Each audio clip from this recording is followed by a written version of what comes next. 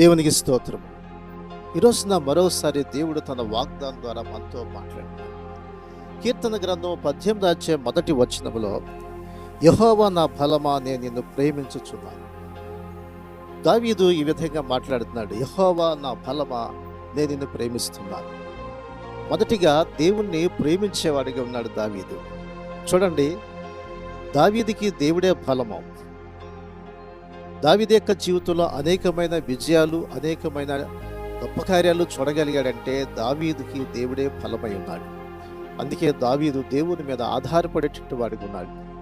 దావీదు యొక్క తల్లిదండ్రులు కానీ, దావీదు అన్నదమ్ములు కానీ అతను గుర్తించలేదు.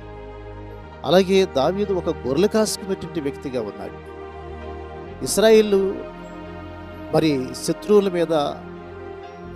వచ్చి వాళ్ళ మీద, అంటే గొలియాతు అనేటువంటి శత్రువు సవాలు విసురుతున్నప్పుడు సౌలు భయపడుతున్న దినాలు ఇశ్రాయేలు అందరూ కూడా భయపడుతుంది. ఎందుకంటే మరి గొలియాతు అనేవాడు చాలా ఎత్తు, చాలా బలము, చాలా బలిష్ఠుడిగా ఉన్నాడు. అతన్ని ఎదుర్కోవాలంటే ఎవరు కూడా సాహసించిన సమయాల్లో దావీదుకి ఆ విషయం తెలిసినప్పుడు దావీదు నేను అతన్ని ఎదుర్కొంటా అన్నాడు. అయితే సౌలు అంటాడు, నీ బలం ఏంటి, నువ్వు చూస్తే చాలా మరి చిన్నవాళ్ళలాగా ఉన్నావు, బాలుడు అంటే. దావీదు అంటాడు, నా బలము యెహోవాయే. నేను గొర్రెలు కాసుకునే సమయాల్లో మరి సింహం వస్తే నా యొక్క గొర్రె పిల్లను పట్టుకున్నప్పుడు వాటి నోట్లోంచి విడిపించాను, సింహాన్ని చంపాను. అలాగే మరి ఎలుగుబండిని కూడా చంపానని తన ఆ బలము దేవుడే నాకు ఆ శక్తినిచ్చాడని తెలియపరిచాడు.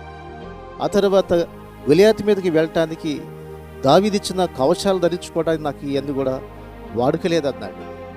మరి ఒడిశాల్లో తీసుకొని ఒక నున్నరాళ్ళు తీసుకొని ఆ దావీదు గొలియాతు మీదకి వెళ్ళాడు.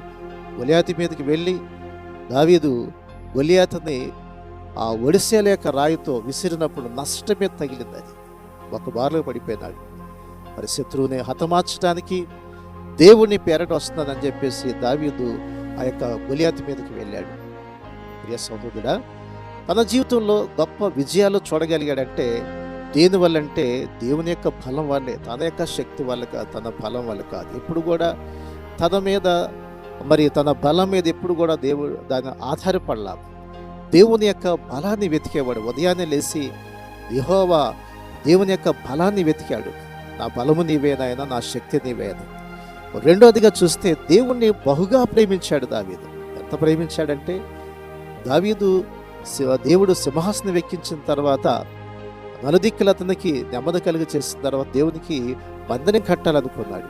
ఆ మందిరం కట్టాలనుకున్న సమయాల్లో మరి దేవుడు, నువ్వు రక్తాలు ఒలిగించావు, నీ ద్వారా కాదు కానీ నీ కుమారుడు ద్వారా ఆ యొక్క మందిరాన్ని కట్టిస్తా అన్నప్పుడు దావీదు ఎంతో సంతోషపడి తన సొంతగా సంపాదించిన ధనాన్ని, ఎంతో బంగారాన్ని, వెండిని తన ఇష్టపూర్వకంగా దేవుని మందిరానికి ఇచ్చాడు.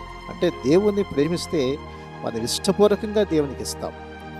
దేవుని ప్రేమిస్తే ఇష్టపూర్వకంగా దేవుని సన్నిధికి వస్తాం.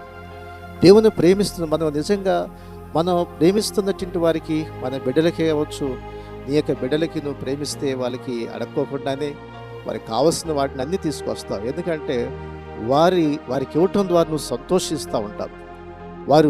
వారికి ఇవ్వటంలో నీకు ఆనందం, వారి సంతోషమే నీకు కావాలి. కాబట్టి అందుకనే దేవుణ్ణి ప్రేమించడంలో దావీదు ఎప్పుడైతే దేవుణ్ణి ప్రేమిస్తున్నాడో, దేవుని ప్రేమించడం అంటే తనకున్నదంతా కూడా దేవునికి ఇచ్చి మహిమపరిచే మనస్సు దావీదు కలిగి ఉన్నాడు.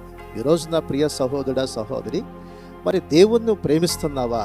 దేవుని ప్రేమిస్తే ఆయన ప్రేమించే వారికి సమస్తము సమకూడి మేలు కొరకే జరుగుతుంది అన్నాడు. ఏది జరిగినా దేవుడు మన మేలు కొరకే చేస్తాడు ఆయన ప్రేమిస్తే. నీ జీవితంలో ఎటువంటి వ్యతిరేకమైన సమస్యలు వచ్చినా దాన్ని ఆశీర్వాదకరంగా మార్చగలడు ఆయన. కాబట్టి దేవుని ప్రేమించే వారికి, అనగా ఆయన సంకల్పం చొప్పున పిల్లవాడు సమస్తం సమకూడి మేలు జరుగుతుంది. అంతేకాకుండా దేవుని ప్రేమించే వారికి ఆయన ఏమి సిద్ధపరిచాడో కంటికి కనపడలేదు, ఊహలకు అందలేదు, హృదయాన్ని గోచరించలేదు. మరి దావీదు ఎప్పుడు కూడా సింహాసనం ఎక్కుతాను అనుకోలేదు, ఇశ్రాయేలు మీద పరిపాలన చేస్తాను అనుకోలేదు. కానీ దేవుడు అతన్ని ఎంత ప్రేమించాడంటే దేవుడు అతన్ని సింహాసనం మీద ఎక్కించాడు. ఇశ్రాయేలు మీద దేవుడే ఎన్నుకున్నాడు దావీదుని. మనుషుల చేత ఎన్నుకున్నవాడు కాదు, దేవుని చేత ఎన్నుకోబడినటువంటి వాడు. వీళ్ళరా, దేవుడు నేను ఎన్నుకుంటాడు, దేవుడిని ఏర్పాటు చేసుకుంటాడు. దేవుని యొక్క దృష్టిలో నువ్వు ఉన్నప్పుడు, దేవుని వెతుకుతున్నప్పుడు, ఆయన బలాన్ని వెతుకుతున్నప్పుడు, ఆయన సన్నిధి వెతుకుతున్నప్పుడు ఆయనకు బలము ధరింప చేస్తాడు ఆయన. అంతేకాదు, ఆయన ఉన్నతమైన శిఖరాలను ఎక్కిస్తాడు ఆయన. అంతేకాదంట, నా కాళ్ళు లేడి కాళ్ళ వలె మరి ఎత్తైన స్థలంలో నన్ను ఎక్కిస్తున్నాడు అంటాడు. కాబట్టి నా కాళ్ళు లేడి కాళ్ళలాగా ఎత్తైన స్థలంలో నడిపించువాడు ఆయనే, ఉన్నతమైన శిఖరాలు ఎక్కించే దేవుడు ఆయన.